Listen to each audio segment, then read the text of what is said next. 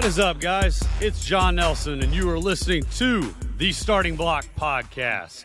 This, guys, is a show for complete athletic development. We're going to cut through all the misinformation and confusion about sport performance, rehab, nutrition, and everything in between, and give you guys an inside look in the trenches about how to really develop complete athleticism.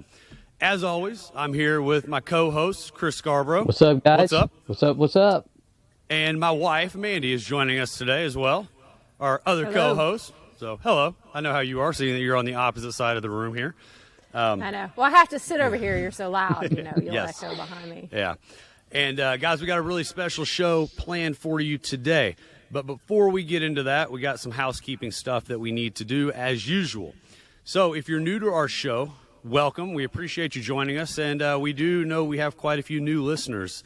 The show is growing, and guys, that's a testament to y'all sharing it, and we greatly appreciate that. So for you new listeners, this is how our show operates. We're a little different than the standard podcast. You're going to find multiple episodes within our show. So the first type of episode you'll hear from us is a standard Q&A. This is where Chris and I will answer the questions that you guys submit to us. Chris, where can they get you? Fast and Agile 49 on Instagram. Okay, and where you reach me at Farmer John ELP on Instagram. And these are questions, guys, that have anything to do with sport performance, rehab, nutrition, etc. We'll tackle those. That episode comes out every other week. The second type of episode is going to be a guest interview, and that's where we bring in our colleagues from across the country, and we got a couple coming from across the pond later this year, and they're going to share their stories of success, how they win, what they do with their patients, their clients. That's what today is going to be, and we'll bring our guest on here in just a second. And then the final episode is going to be that Friday Fire or Saturday Sermon. It just kind of depends when I get to it. And that's really, as I like to call it, guided wisdom. Other people like to call it me, lashing out. But I think guided wisdom, and that's 10, 20 minutes of me just giving you a little motivational, input, a little bit of business side of sports, and kind of trying to get you fired up. I've also got a really cool announcement before we bring our guest on, and we're pleased to welcome our first sponsor to the show, Exercise Unlimited. Now, Exercise Unlimited is the largest distributor of new and pre-owned fitness equipment in Memphis and the Mid-South. Guys, they're locally owned and operated for over 23 years. They've got a 5,000 square foot showroom of all the major brands. They've also got a 25,000 square foot warehouse of high quality pre-owned fitness equipment. With over 40 years combined in the fitness industry, they are the experts. So guys, visit them at exerciseunlimited.com, or if you live in Memphis, stop by at 387 South Front Street. Tell them John sent you, or use the promo code ELP2023 for additional discounts. Guys, check out Exercise Unlimited. And Exercise Unlimited, we appreciate you being a part of the show. Thank you very much. Absolutely. Thank you. Yeah. And now, without further ado, we'd like to introduce our guest. Our guest today is Dr. Robert Luckey of Pittsford Performance Care up in New York. What's up, Doc? Thanks for joining the show. Hey, great to be here. Great to be here. Really appreciate the invite, fellas. Absolutely. Absolutely. So, we have only spoken once or twice over the years. Chris, I think you said you've talked to Dr. Rob a little bit too. We traded texts about 10 years ago or more. Mm-hmm. Might have been, you had just gotten to Rochester there with Dan Fichter. Yeah. And then, you had just started there. So however long ago that was. It was probably 12 years ago. So I've been with Dan. I've been connected with Dan and working with Dan 14 years. So it was probably 12 or 13 years ago. Yeah. Wow. Yep. Okay. Yep. Cool. Yeah. And I think I found out about you through Dr. J. Yep. Okay. Yep.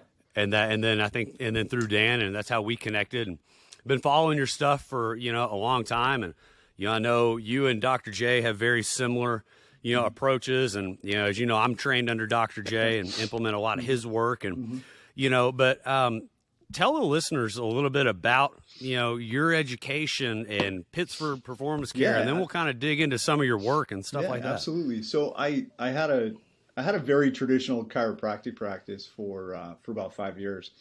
Graduated in 2005. And honestly, I just, it just wasn't very inspiring. I felt like the toolbox was pretty shallow. I felt like we were treating people longer than we needed to, and we weren't getting to resolution. It was more therapy, and it just wasn't something I was super excited about doing for 30 more years, So I sold my practice, and at the time, my uncle was the assistant coach for the Boston Bruins.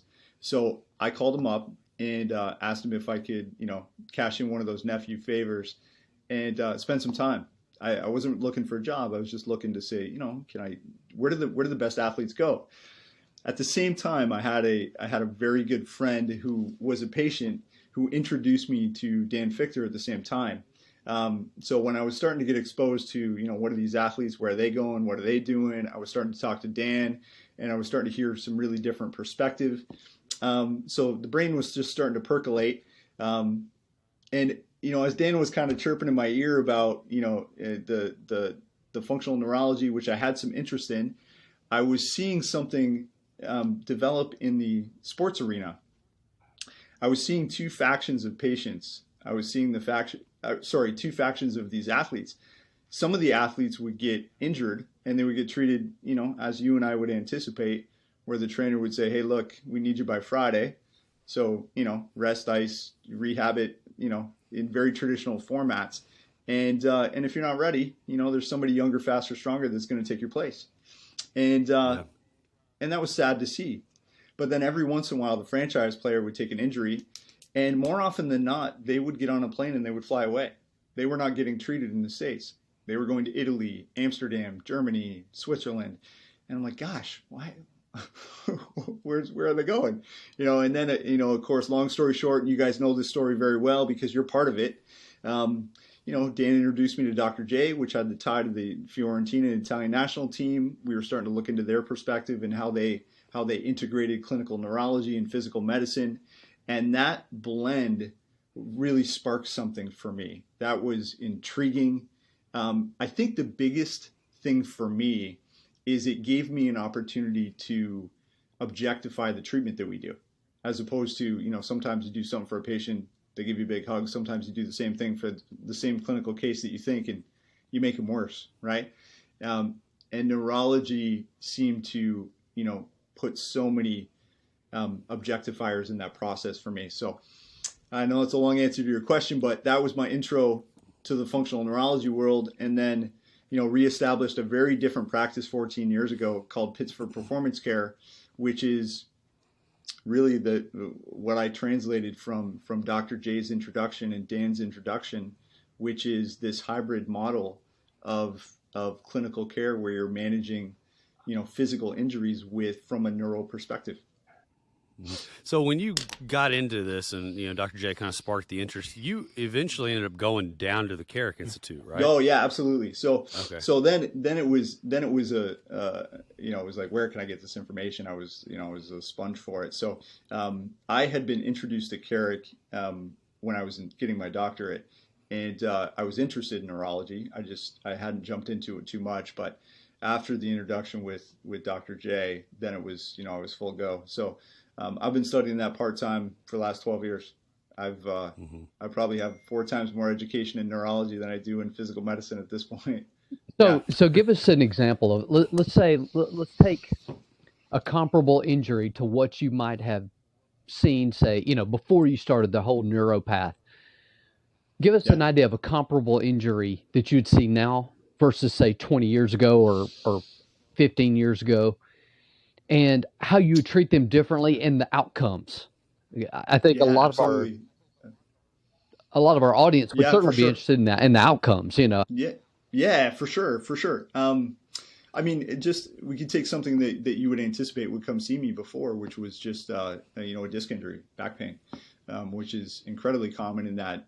Incredibly common, and even more common in the younger ages that we didn't see before, with the professionalism of pediatric sports.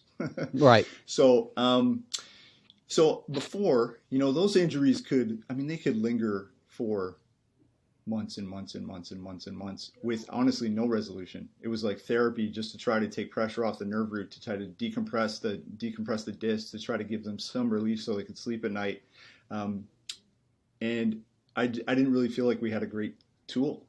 Sometimes manipulation would give them some improvement. Sometimes manipulation would make them worse. There were a lot of adjunct therapies that doctors were getting into because disc injuries were so common, like decompression, which I felt like was, again, didn't have super great utility. So I really felt like that was an injury that commonly would come see me, but I felt like I didn't have great answers for. Now, when I see a disc injury, we'll go through a process of trying to understand how is force getting delivered to that disc. Where's the failure point? So we'll try to reverse engineer it through our neurologic process. So we'll do standing postural exams, testing for shunt stability and kind of their ability to maintain their position. We'll do a really strong vestibular exam. We'll examine laying down strength reflexes, which I know you guys are very familiar with, to determine integration and where there may be some leaks of speed of contraction. And as soon as we start to develop, okay, this seems to be where there's really poor integration in the brain, and now we can plan an attack. We can go after a very specific deficiency, a very targeted exercise for the brain, and then layer on a physical rehabilitation specific to the muscles that are not protecting that disc. And now what used to be poor outcomes even 6 months later, I mean, I'm disappointed if we're not 40% better on the first visit. These cases are now 4 or 5 visits. They're quick. They're real quick. Yeah, and I mean, I think to the person listening who, their experience is traditional, Western medicine, it's mind blowing. How could something where nobody has an answer, except for possibly surgery, could we get somebody better 40% in one appointment? And I think that shows the power of the nervous system. Absolutely. Now, I want to dig into that as well, but I want to dig into concussions too, because I know that you do a lot of work with that. But before I get into that, a question that I really wanted to ask you, and I haven't asked Dr. J, because seeing that he was kind of the one that brought a lot of this to the forefront. I know when I went up there, now I'm not a doctor, I'm not a chiropractor, so I didn't have the level of education you did, but being a trainer for all the years, going up there, I thought that I had a pretty good understanding of how to approach the body, and quite frankly, how to bridge that gap a good bit, because there'd be a lot of people that come from rehabilitation or chiro than to come to the gym for. But when I experienced the work with Dr. J, it clearly changed everything for me. So I'm just curious, though, as a chiropractor who you had a rooted belief in this system, what was that transition like for you? Because I feel like I have had difficulty, communicating and discussing that with other chiropractors throughout the years, because you'll hear a lot where people say, oh yeah, this chiropractor does, muscle testing, and then they do an adjustment. I try to explain how that works, and it's like, it's not quite the same. Yeah, it's hard. What was your experience with that, and how difficult was that for you to kind of transition? Yeah, you're asking a couple great questions in there. I think one thing that's hard is the muscle testing has got a bad rap. And I think that's because the research was not thrown around in the right arenas, and it just landed flat. It stayed in some really niched practices of chiropractic for a long time. And so I really tried to change the language around muscle testing, because I was irritated that people had a bad impression of it. So I try to just use integration. So 85% of the brain is dedicated to movement. 85%. So if we're doing a test-retest model, which is ultimately what helps us be so individualized with our treatment, that's what makes you, John, so gifted at what you do in the gym, and Chris with your clients and your patients. So if that test-retest model really dictates where we go in the algorithm, like what do we do next, then we have to put it on some reliable testing system. And honestly, muscle testing truly, or testing the speed of integration in a group of muscles, is incredibly valuable.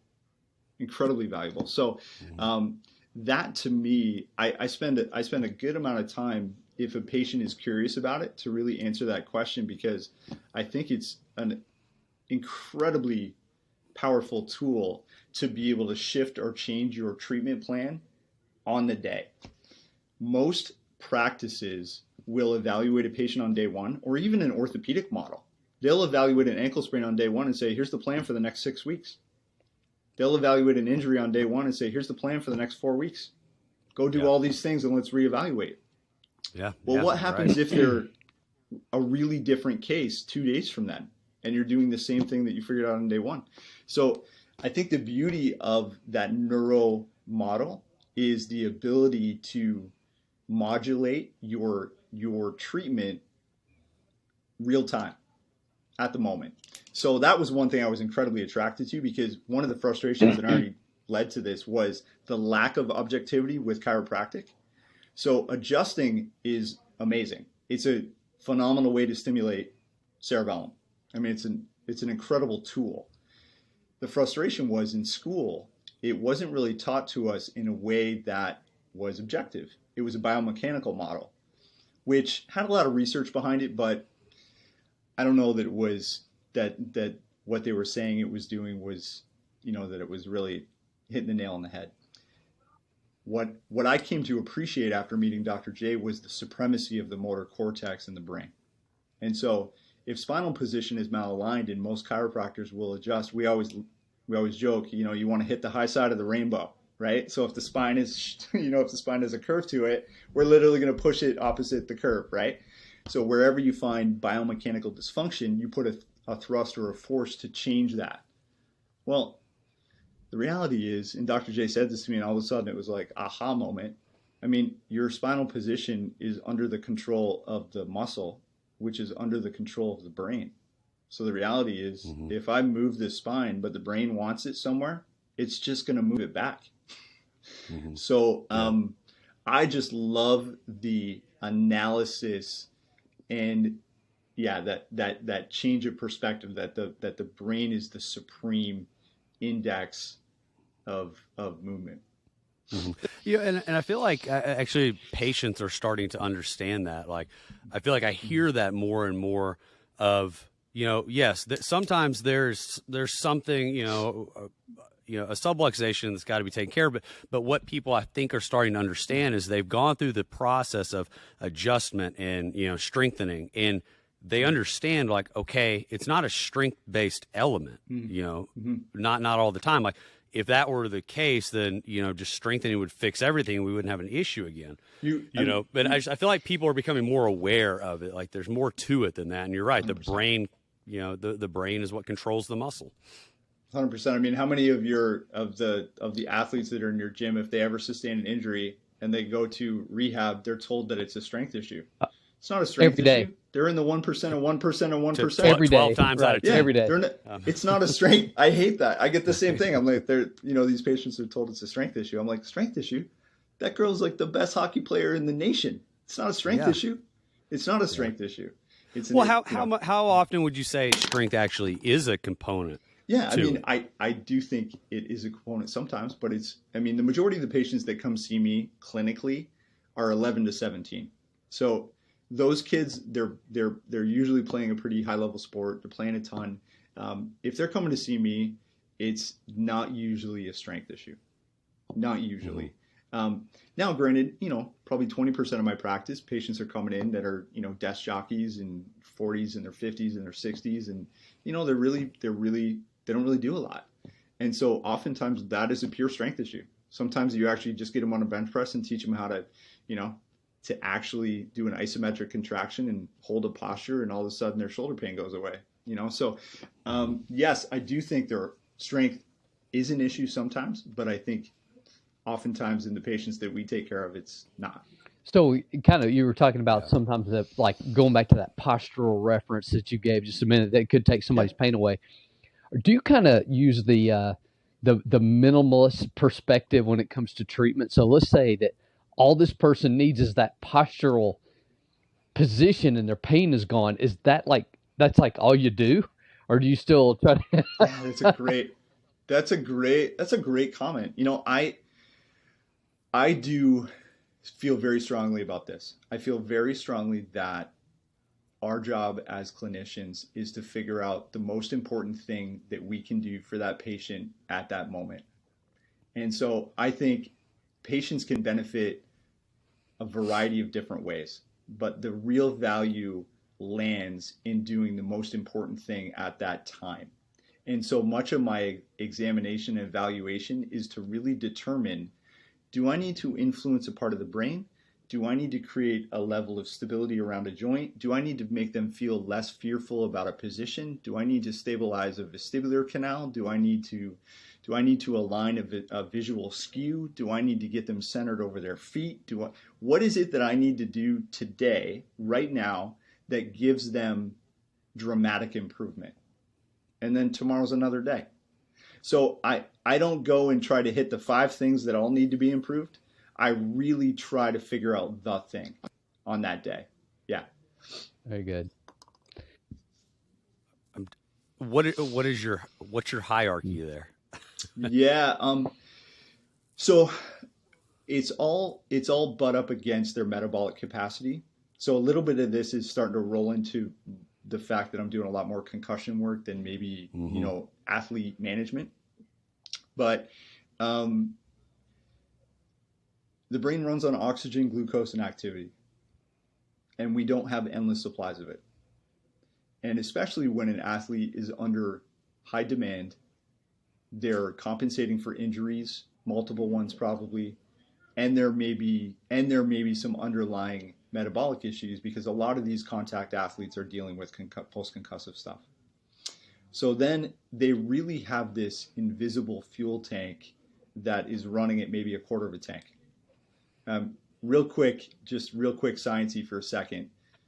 A neuron is very efficient. It can grab a little molecule of glucose, a little molecule of oxygen, and turn it into 32 units of ATP. It's insanely efficient. In the presence of inflammation, that same neuron will create 1/16 of the ATP. So two ATP. Wow. 2. So in many cases, I'm trying to determine how can I support brain and then layer on some rehab, but I need to do it in a way that I'm not overtaxing the threshold of their capacity. Now, when you have a great athlete in there and you're working through them, I mean, their capacity is super high. They're uninjured, they're uncompensated, they're strong, they're stable, you train them well. I mean, you can push that system hard. The cases that I'm talking about, it's a little bit different. So I think maybe that's why I'm so focused on doing less, but like the thing. I'm not sure I totally answered your hierarchy piece there, John. But we do spend high effort in making sure we don't cross over that metabolic threshold. So that's really important. And then I want the patient to feel safe and secure neurologically. So I want to know that their autonomics are not under duress. So oftentimes the best route for that is to make them feel equal in their vestibular system. So I find I use that quite a bit. That's high on my hierarchy list. With every patient, I'm evaluating visual skew because I want to know if there's compensatory changes in the eye muscles. That gives me an indicator about some of the things that are involved. I'm always looking for that. I want to know their standing shunt stability. Like, how stable are they standing? They should be, if you have an athlete standing in front of you with a fixation point and you ask them to be stable on their feet, and hold their arm out to abduction, can they hold it there? And does it have a 10 out of 10 crispness, or is it a 4? They should be pretty stable on their feet. What you'll find is, after we have this conversation, if you start looking at these things, these kids will walk in and it's a 4, 5, 6. It's terrible. And then when they close their eyes, we're taking a faculty away. It should get worse, right? And it gets better because they're out of sync, they're out of calibration. They're playing these contact sports at a pretty high level, with a lot of demand. Mm-hmm. Well, no, you did answer the question, especially bringing in like the metabolic threshold.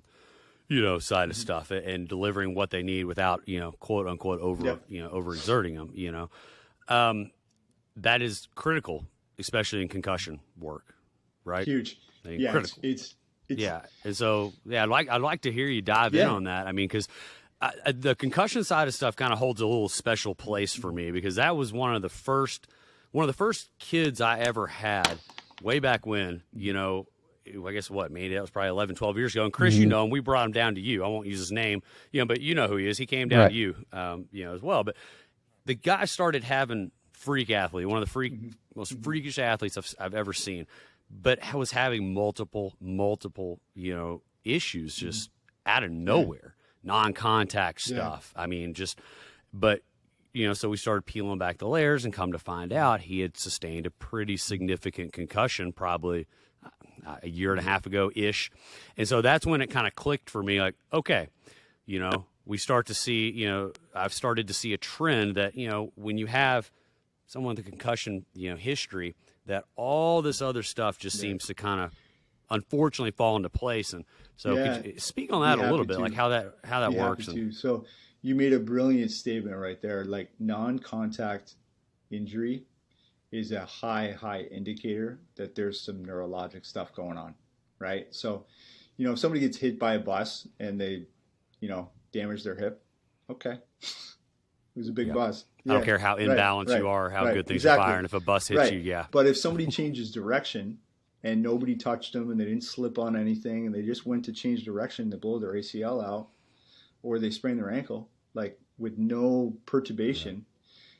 That happened to a guy actually in the combine, I think yesterday or 2 days ago. He blew his ACL. I don't know if he got hit or what, but I saw he blew his ACL. I do an agility. So I mean, if we pulled him off the side and did a bedside neuro exam, I think it would be pretty clear, why that happened. So, so anyways, to your point, that's kind of one of those. That's just one of those indicators.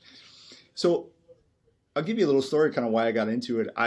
So I was doing this imbalance stuff. I was doing this functional neurology. I was trying to figure out, how to integrate it all into practice and at the same time run a business, grow something. So I was trying to do this for probably 5 years, right? From 2011, 2000 to 2016. And we were getting there. We were growing. We were putting out some good outputs for ankle sprains and back pain and shoulder, joint type stuff. And I felt like our outcomes were really strong and we were growing referral wise. But I felt like there was a small sect of patients, probably 15%, 20%, where we weren't getting those same outcomes. And I didn't know why. We would get the kid that would come in, it's a 16-year-old good lacrosse player, and he had shoulder pain.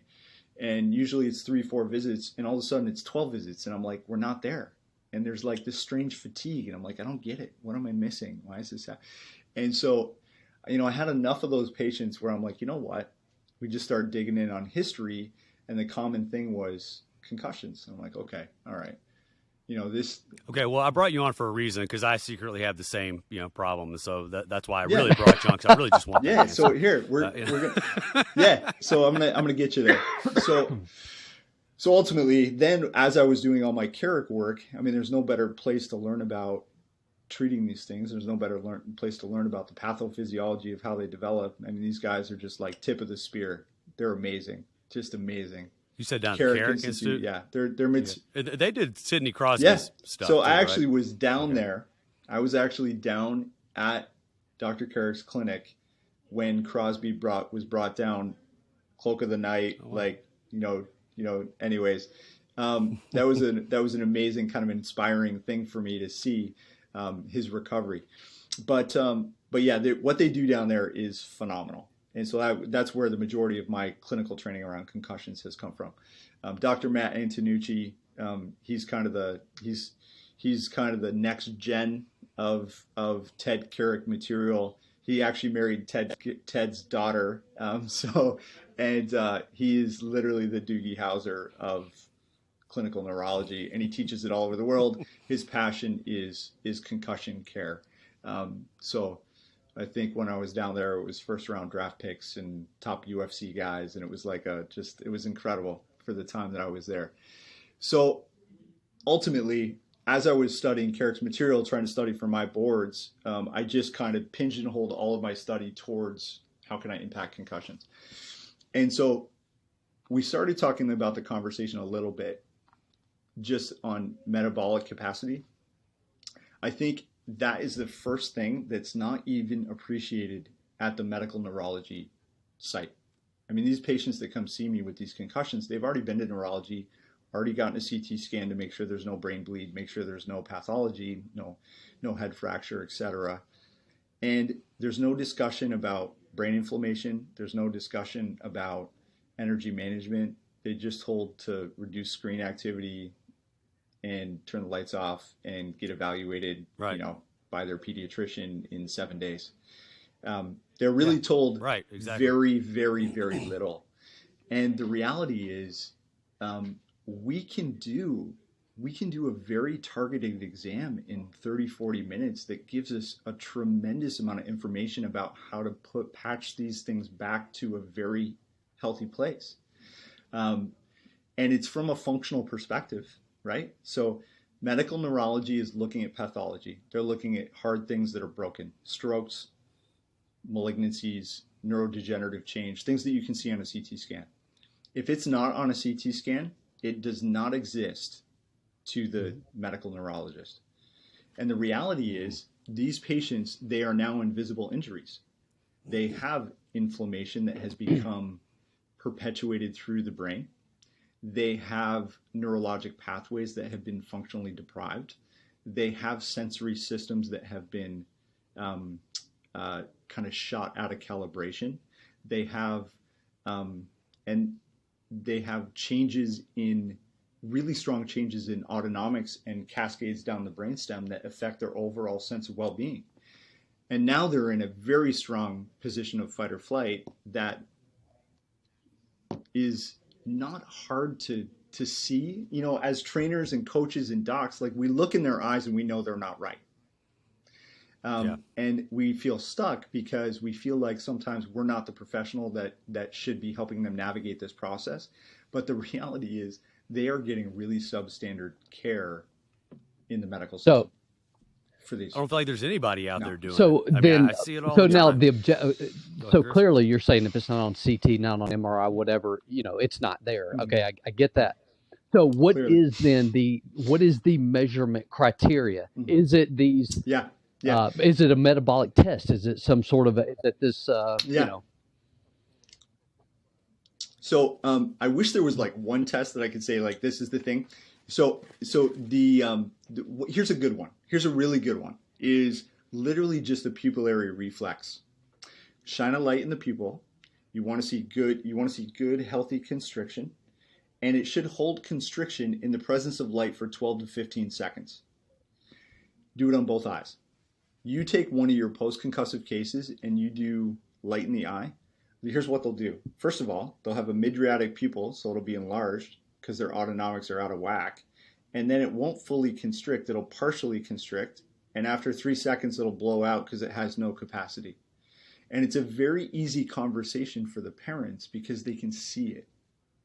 And on top of that, the patient's going to be somewhat light sensitive, so they're not going to feel good with the test, and they're just very quickly, you're going to be able to say, wait, that's not right. It's intact, meaning they don't have brain, there's nothing broken, but the reality is their brain right now is in an energy crisis, and we need to address it as a top priority. Otherwise, things will progressively get worse. Here's the thing that I think is really important, and I've come to appreciate this over time. Injuries to the body, like if you sustain a bruise, right? Within 10 days, the bruise is gone, right? So physical injuries get better over time. Neurologic injuries get worse over time. So a concussion that's not treated or rehabilitated correctly, 3 years from now, they're in a worse place. People think time just heals. Like time is, it'll go away. It'll get better. If I just exercise through it, if I just train through it, if I just am mentally tough, if I just do these things, we'll get through it. Well, the reality is, if the concussion is bad enough, it really perpetuates further progression of the problem. Wow. So I'll let you keep firing questions. It'll kind of direct where I go, but I'm happy to Well, I actually have a question. I focus more on Yeah, the okay. nutrition Yeah, and the yeah. metabolic side of things with the athletes. So I'd be curious to hear, like, when you talk about testing metabolic thresholds, are there, I mean, Yep. when I work with people and, you know, their goal is to gain weight, lose weight, this, you know, this is Yep. this is hurting, this isn't right, and they want specifics, and I have to dial them back to, okay, are you sleeping? Are you hydrated? Yeah. And what are you eating? And they don't want to start there. They want to jump to the magic pill. Obviously, I try to talk to them about Yeah. needs. What are the needs of the Yeah. brain that you see Super good. most often are Well, lacking? I love where your focus is. I'm sure you're really helping people with that. So as I said before, right? It's very simple needs are it needs high levels of oxygen. There's very low tolerance for, low oxygen levels. Like during COVID, I think people started appreciating what O2 levels are, right? And we were like the only ones testing it. So I like 99 or 100. Right? And medical doctors don't get worried until they see like 92 or 91 or 90, right? We Right. want super high oxygen levels. We want glucose stabilization, right? So if somebody has diabetes, that's a kicker. You take a diabetic patient, you give them the same concussion Okay. that somebody else that doesn't have diabetes has, their outcome is way worse because they don't manage their glucose well. So glucose stabilization from a nutritional standpoint is so important. And then we don't want inflammation in the brain. So post-concussion patients, ultimately something that can happen, doesn't always happen, is there can be a breach in the blood-brain barrier. So now the brain is exposed to whatever the body's exposed to. So like during Right. COVID was a killer for breaching the blood-brain barrier, and it got to the brain, and it created brain fog and mental fatigue for so many adults. It didn't really Yep. do it to kids, but it did it to adults. So that just gives you like an example of what I'm talking about.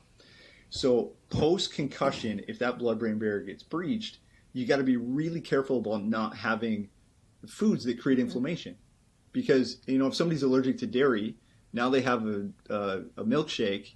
They produce a ton of inflammation. It's going to go to brain. Interesting. They're going to get worse pretty quickly. So those are just a couple. Those are a couple. Yeah. Okay. Wow. I never really thought about that as far as, your food inflammations being able to reach the brain. That It those- shouldn't. But Right. But yeah, I mean, post- certain post-concussion, instances allow that to post-COVID, happen. it's going to get to the brain. Yeah. Yeah. So with your, this is something you and I connected on a couple months ago, but we never really went anywhere with it. Was your work Oh post-COVID? yeah, that's right. That's right. Yeah. I just saw a rash of adults coming in to see me, and they just kept at the side of the table. They come in for headaches or whatever, or neck pain, and they'd be like, "Hey, do you do anything for brain fog? Like, it's bad." And there was like probably 10 months where that was rampant. So we were seeing them on the concussion side of the practice. The one major thing for those patients is more on the supplementation side than it actually is on the treatment side. Those patients just benefit tremendously from something called glutathione, which I'm sure you'd probably all shake your heads at. Glutathione's a natural antioxidant. Yeah. The liver makes it. We just need it in a high supply when our brain becomes inflamed. How do you like to administer that? I usually I've seen Yeah. research on Yeah, lots of so- different kinds. So what do you find to be the most once I found one that absorbable? works, I haven't really experimented. So there may be, I know people that do Okay. IV glutathione, they do glutathione drips, they do a ton of different things, which probably Right. work great. It's a very simple compound, so I think it's probably in all these different models of how it's administered, it probably works fine. But I use a company called Apex just because I trust the guy who's on the advisory board, so I know it's good. Apex Energetics is the name of the company, and I usually recommend that somebody takes 3 in the morning, 3 in the afternoon. I think they're each 250. So yeah, it's like 1,500 milligrams for like 20 days. Okay. But honestly, by day 5, 6, 7, they're feeling like a different person. Yeah. So if I'm a parent and I'm concerned about what you've just told me, meaning I've got a kid wait a minute, He just all of a Yeah. sudden, unexplainably or inexplicable, I don't know. Uh, Yeah. You're okay. they We are down My in the fault. South there. We struggle with our inexplicably. words. All right, I've had a shoulder injury. Well, now I had a back injury. Oh, wait a minute. Now my elbow hurts. And okay, wait a minute. I've Yeah. just heard this Here's interview. Now yeah. I know the eye thing. Hmm. What are some things I can look at? I mean, it's like, okay, maybe I can determine whether or not my kid might have had a concussion. Oh, that's good. That's good. Yeah. How can we do some self stuff? Um, let me say one thing before I try to answer that question. One thing I tell the parents is, because I want them to appreciate that the neurology needs to be looked at, right? I want them to like move that up on their value scale. So what I tell them is, you're sitting in front of me and you're telling me that your child's had an injury for 18 months and it's not getting better. You've already told me that it's been x-rayed, MRI'd, you've seen orthopedic, you've done bouts of physical therapy, and it's still there. So I said, the only reason it's there is one of two reasons in my brain. One, there's something structural that everybody's missed, which is unlikely, Right. right? You've seen all these professionals, looked at all these images. I don't think anything was missed. So the only other reason that can stay chronic, because the body is hardwired not to go chronic. It's hardwired to have an acute response to injury. So if it goes chronic, the only reason is because there is a neurologic premise, and we got to figure it out. So then I start doing some bedside neuro exam. I do the pupillary eye test. Another great one is Fukuda. This is, if you want a parent to just listen to everything you say, do this. Put headphones, Yes, I love this. on their ears, right? Put their arms out front, have them stand like in a Romberg's position, close their eyes, and ask them to march high knees 40 times, 40, and have them say, I want you to stay in the exact same place. After 40 steps, because they have no idea where they are, they're literally going to walk in circles. And the parents can be like, what the hell are they doing? And you're going to be like, well, they have sensory mismatches. They don't, their whole system is out of calibration. We need to figure out where that's coming from. It's just that it heightens the parents' awareness that you really appreciate what you're talking about. But from a self-assessment, if I'm a parent, how do I determine? It's a really good question. I think just letting the parent know that their intuition is not wrong, right? Parents already know. Parents are like, something's wrong. Like, they're not right. They're fatigued. They're irritable. They're not the same personality. They're exhausted when they get up in the morning. They got to take a nap when they come home from school. Their favorite music isn't as exciting. Their favorite whatever's not the same. They don't have their mojo on the field. Like, all the things that make us who we are get muted. And so I just help the parent be like, what you're seeing is real. And by the way, it can be fixed. And we need to do a detailed exam to pull out and tease out all the specific things that I can leverage to get your son or daughter back in a really good, healthy place. And one of the things you talked about, the Fukuda's test, which is awesome. I feel like over the last 2 or 3 months, I've seen a correlation between, issues in that test and contributing vestibular For issues. sure. So this was something that Dr. J and I were going to talk about.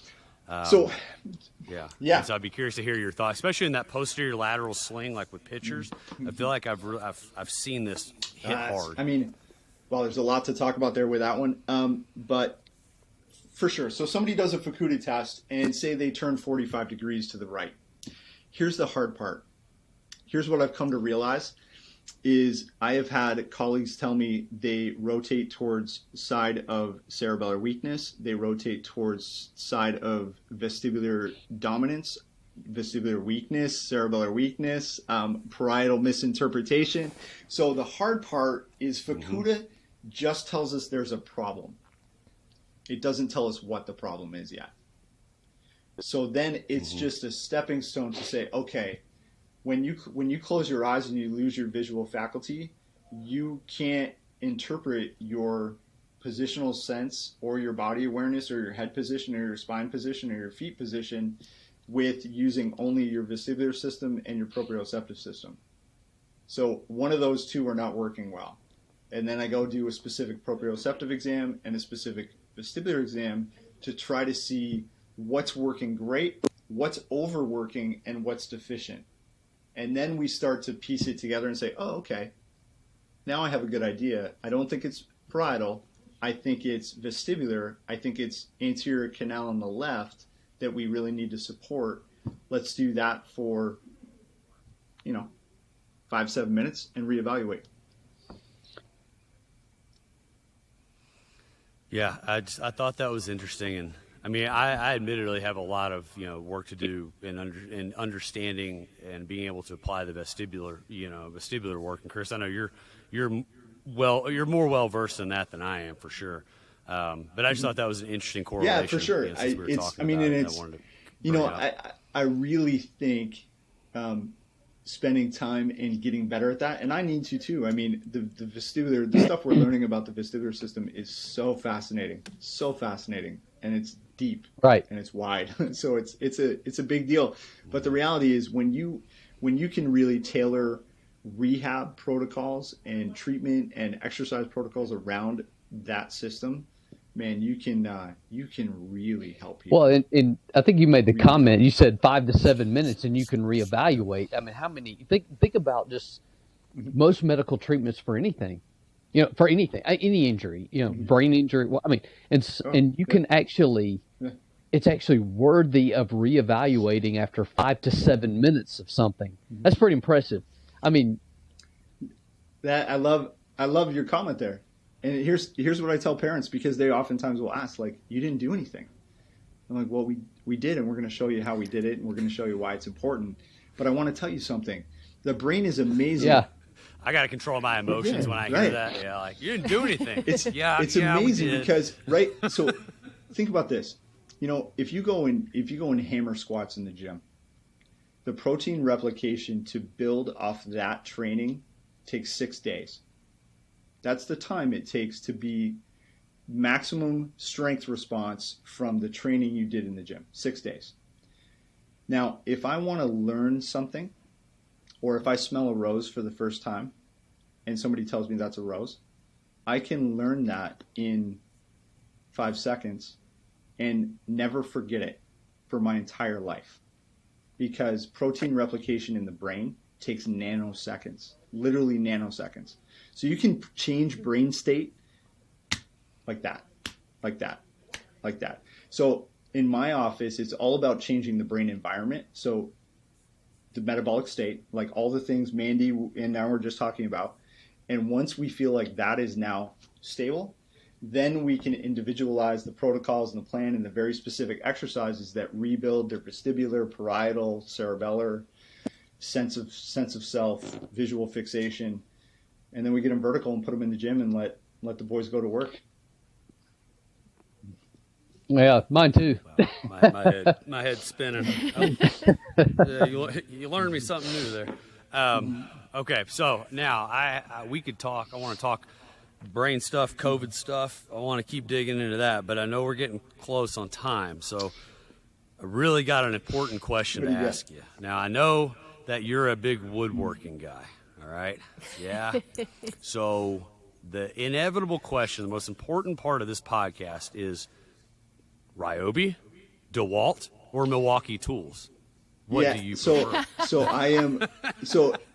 If you're going to go with those three, I'll say Milwaukee because I was building a deck this last year and my buddy who's a contractor was helping me, and my Sawzall would cut through 1 2x10 and his would cut through like 6 of them. So before we had to charge the battery. So I have been converted to a Milwaukee portable tool guy, but I am a diehard Festool guy. If you'll have to look that up. You'll have to look that up. I was like, I'm not even ringing a bell. That one. Festool is the cream of the crop when it comes to portable woodworking equipment. You can literally cut plywood on your kitchen table and you'll have no dust. It's amazing. It's amazing. Yeah. Hey, I learned all kinds of stuff Don't, today. Man. don't tell him that because he will be cutting plywood. We're on gonna, our Mandy, we're gonna kitchen have to up table, our so. rates here. I gotta get some new tools. Nah, for real, Doc. Your stuff is incredible. I appreciate that. I mean, we don't. Do you do that? Is that It's just a total- hobby, or it's do a you total- actually have no, kind of it's like a a total side? hobby. I mean, I've had some patients. I built our conference table here in the office, and every once in a while, patients will come and be like, "Wow, where'd you get that?" And I was like, "I built it." And they're like, "Can you build me something?" So I built some that I've charged for, but I don't do it for that.